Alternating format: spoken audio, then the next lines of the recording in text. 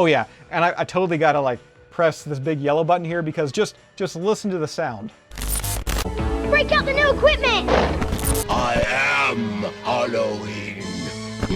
I ain't afraid of no ghost. They're here! Who you gonna call?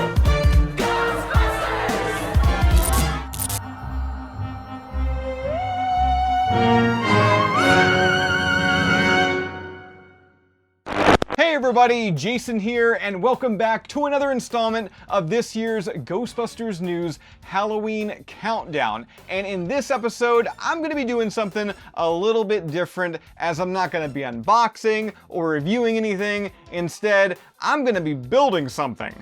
That's right, with just a little over a month away until the big day, Halloween, I have decided to construct a real Ghostbusters Proton pack. And this is something I've not only wanted to add to my collection for years, but also add to my repertoire of Ghostbusters cosplay. I mean, hopefully some of you out there, you may recall a couple years ago, I modified a Spirit Halloween Proton pack to look more akin to the real Ghostbusters animated series, but I'll be honest, it didn't scratch that itch. There was always this asterisk next to it.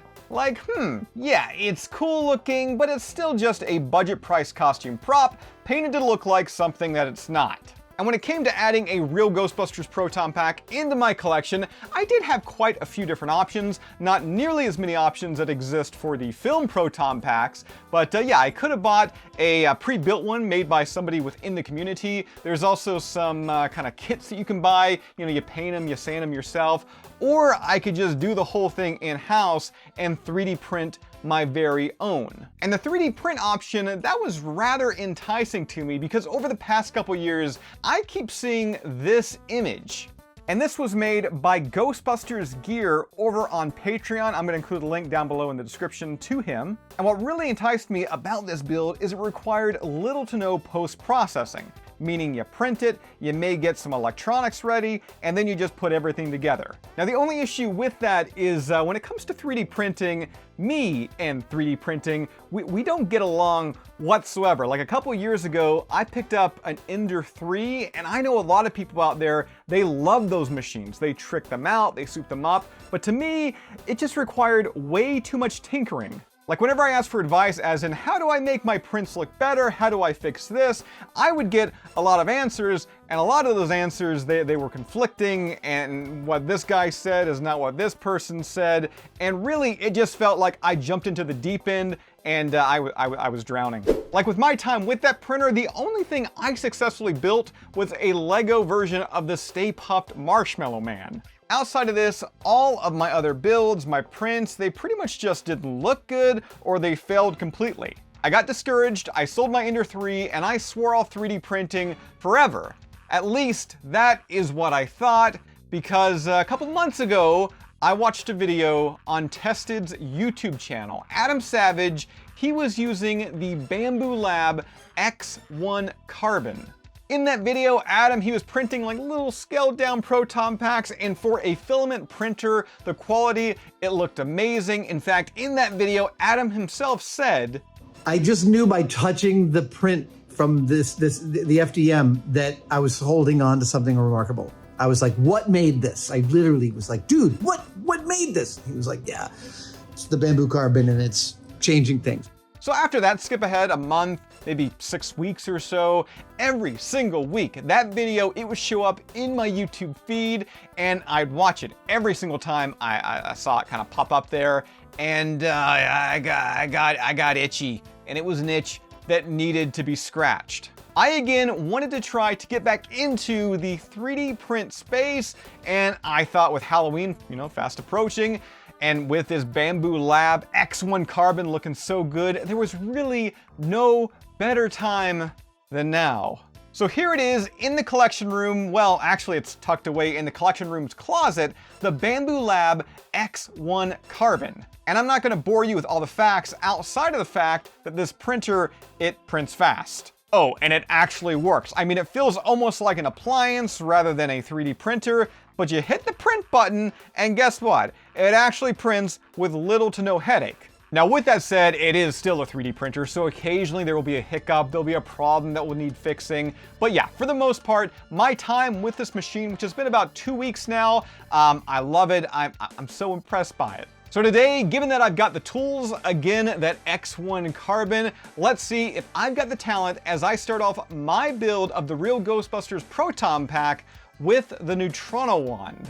Now for all these files, again, they're from Ghostbusters Gear over on Patreon. And if you'd like these files for yourself, you sign up to his Patreon page and you have instant access to everything. We're talking this pack, Ghostbusters the video game upgrades, Peter Venkman's Ghost Sniffer, accessories for Kenner action figures. Seriously, once I finish this pack, I already have like 10 other projects lined up. Okay, now let's go to the Neutrono Wand tier because I thought I'd start things off a little easy with the handles. And I think that we're off to a really great start here because for just off the bed, no post-processing, and just stock settings on this printer, these look great. I used a wood PLA, which I love the look and color of, and given that it is made of like 20% wood, when it was printing, it actually made the collection room smell like a ski lodge. After that, I started printing lots of these smaller attachments for not only the handles, but also like the actual main box portion as well. And I know right here, it's not that much, but I cannot get over how good this looks. Seeing the first pieces of this Neutrono Wand kind of come together, I installed like a little push button here. As well, the quality of the prints, I am blown away by the fact, again, this is from a filament printer. I mean, this is just PLA.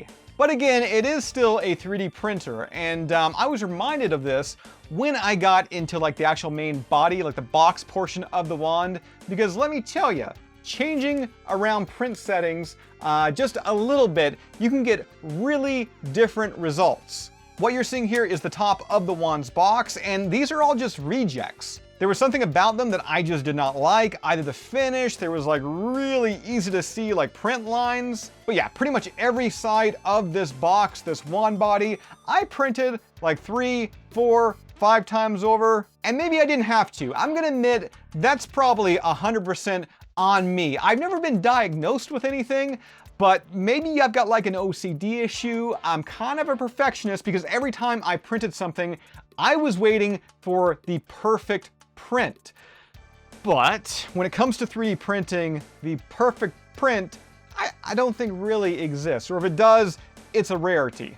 Should also make mention here that I'm printing the majority of this pack using silk metallic PLA, and I didn't know this beforehand, but silk PLA, it's kind of temperamental. And what I mean by that is that the actual color, the sheen, the shine, it can change dramatically depending on the temperature of your printer, the moisture that is in the air, what you had for breakfast this morning. And let me also add that issue, that's not unique to the printer. I mean, if you're working with like a silk PLA, that's gonna happen on like any printer that you work on, so it's not unique to the X1 carbon. As well, working with the X1 carbon and making this Proton pack, it's almost like a perfect marriage because I need the parts to look the part coming right off the print bed, meaning I'm actually going into like the settings, and you know, I am tinkering around now with this one and I'm seeing what works the best. In fact, here it is, the Neutrono Wand's main body all assembled, and I could not be happier with how this looks. Seriously, when I was putting this together, I felt like 4-year-old Jason back in the 1980s getting the old Kenner Real Ghostbusters Proton pack for the first time. And let me also add here that the instructions for this build from Ghostbusters Gear, they are so well laid out. They come included with all the STL files again when you download them from Ghostbusters Gear through his Patreon page. Now switching back to the box here, it was put together using a little bit of glue, but mostly it's a combination of M2 and M3 screws. And that's a huge plus because that allows me to open it back up again if need be, swapping out parts. This also lends itself to the eventual addition of lights and sounds. But I know less about, configuring a light and sound kit than I do 3D printing. So if anyone out there knows where I could acquire a real Ghostbusters light and sound kit, let me know. Or if you yourself, you're watching and you're a builder, you build Ghostbusters light and sound kits and you'd like to get featured here on the channel, if you'd like to maybe collab as part of this real Ghostbusters 3D print build, let me know. My contact information is down below in this video's description. Okay, so I'm trying to hide the smile that is on my face, but I can't. I mean, you've already seen it. I've got the main box, it's finished. I've got the front and the back handles, they're finished, which can only mean one thing. I've now got my real Ghostbusters Neutrono Wand finished. And I'm quite astonished that I made this. I mean, for something that for the most part came just off the print bed and put together, to me, this came out much better. I mean, so much better than I could have ever hoped. Let's go over some details I've yet to actually kind of touch on, including the wand tip, which I printed in this translucent blue. Again, if I ever had electronics, it's gonna look so good on the inside of there. It's paired with this gold and black filament. That takes us again back to those wood handles. All the silver details there of the wiring, the tubing, that is also 3D printed. And then we've got that main body, that main control box with all the knobs and switches, and best of all, they actually function.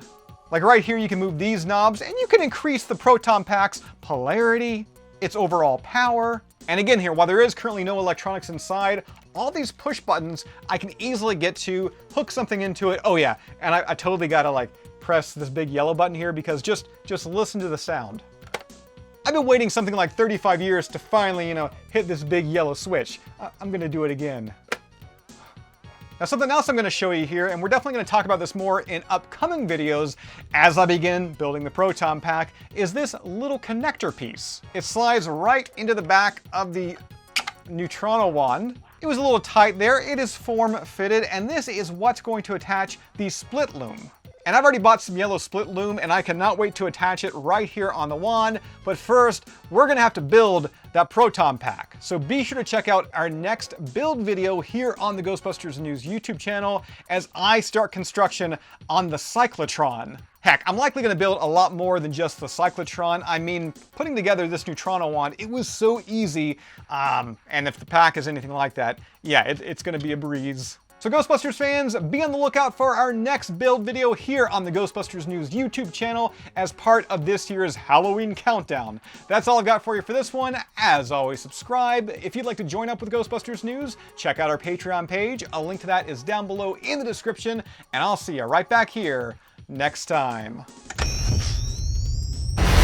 Jason's the guy who's doing the heavy lifting. Through rumors and gossip, he does all of the sifting. Reporting and sorting, only the truth he is dishing. Cause he himself is a full torso vaporous apparition. What do you do when the ghosts are combusted? Visit the source, universally trusted. Find out how to lose the Ghostbuster blues. The source, of course, is Ghostbusters News. Honey, wake up. Did you hear that? Hear what? That? What is that? I don't know, and I don't want to find out. I'm so tired of this. We gotta call somebody who can help us. I know, but who are we gonna call?